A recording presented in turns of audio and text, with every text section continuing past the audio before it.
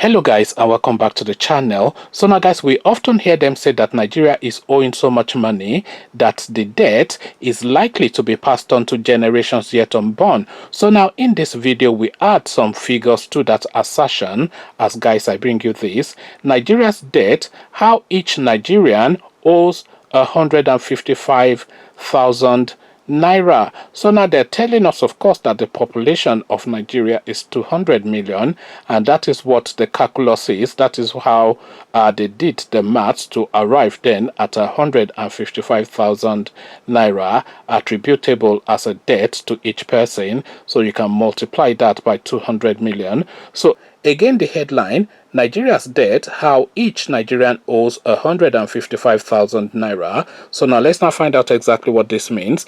The Debt Management Office (DMO) has announced that the total debt stock of Nigeria rose to 31 trillion naira as of June 2020. It also said the debts are expected to rise this year following more debts to be sourced from international financiers.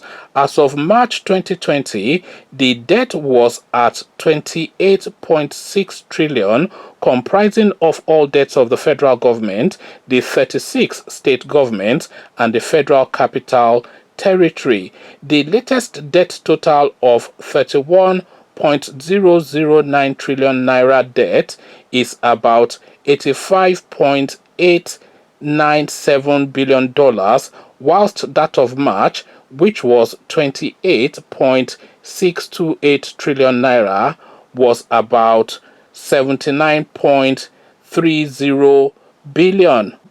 The debt stock grew by 2.38 trillion naira, or $6.59 billion within 3 months interval. The additional increase was due to the $3.36 billion budget support loan from the International Monetary Fund (IMF), new domestic borrowing to finance the revised 2020 Appropriation Act, the issuance of $168.557 billion sukuk, and the promissory notes issued to settle claims of exporters.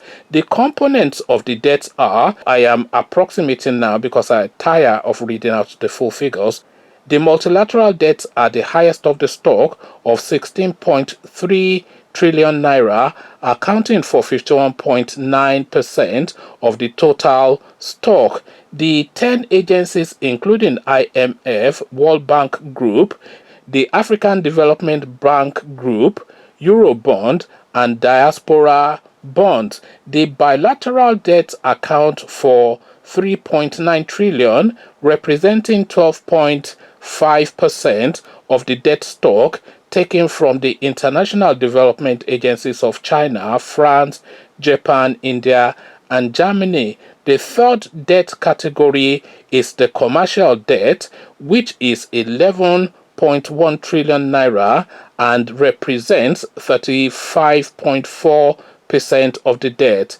This is the second largest debt after those of the multilateral agencies, with Eurobonds and diaspora bonds accounting for them. So now here is how it's going to rise in the future. The debt stock will rise with the expected borrowing from the World Bank, African Development Bank, and the Islamic Development Bank, which were arranged to finance the 2020 budget appropriation. The Nigerian Customs Service was recently given part of these funds to automate its services at the ports to the tune of $3.1 billion. Most of the loans are long-term facilities with the repayment beginning already, whilst the fresh loans repayment begin from 2022. So here is that bit now when they're saying that they are borrowing, they are mortgaging the futures of the unborn generation away. So these are long-term loans now that will be still owing the bulk of it long after these people are gone. If you look at the average age of the Nigerian politician, which is 70, then you think then that these people will be long gone whilst the weight of that loan of those loans are still on the Nigerian people and the Nigerian nation.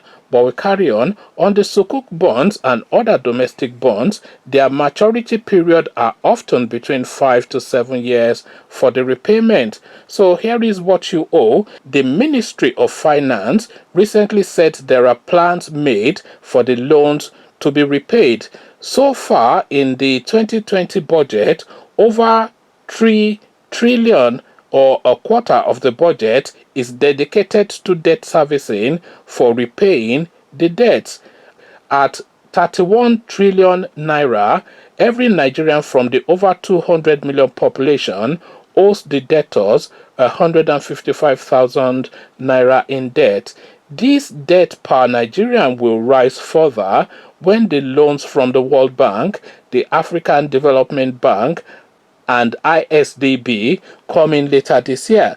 So the future of the country is already mortgaged, but still they are borrowing on top of that, borrowing in some sort of like convoluted financial layering of debt on top of our debt, like our subprime lending. You all remember what happened with our subprime lending in 2008 when the global economy crashed. So this is the sort of system now that they are running in Nigeria. They've already mortgaged the country, but now they are now slicing bits of the mortgage to remortgage that, and these are men in their 70s, Malam Buhari in his 80s, etc., etc. So that these are the people now weighing all these heavy debts on the country, and a country carrying a debt portfolio is not in itself necessarily a bad thing. If you are using that debt for development, that's not actually debt, that is an investment. So if you are seeing infrastructures all over the country and you are seeing the impact of that debt,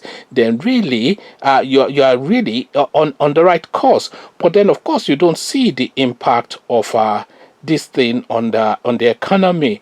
There are no roads, there are no hospitals, there are no rail system. There's absolutely nothing within the Nigerian space, and yet you hear all these fantastical monies that is being borrowed. They are saying they're giving 3 billion to the customs. That is Hamed Ali, and we all know how that one is going to go. We all know how that 3 billion is going to go. They say they want to automate the custom system. They automated Seme border. Nothing came of that. We don't know what happened there. So this same regurgitation of the same tricks again.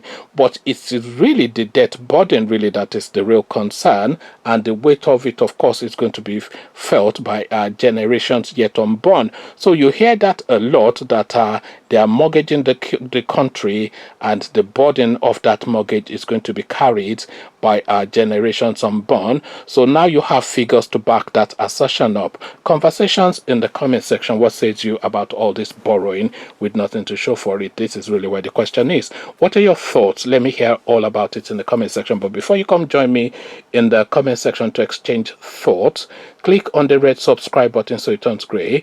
The bell button notifies you every time I drop a new video. Click on like as well, because that helps with the YouTube algorithm.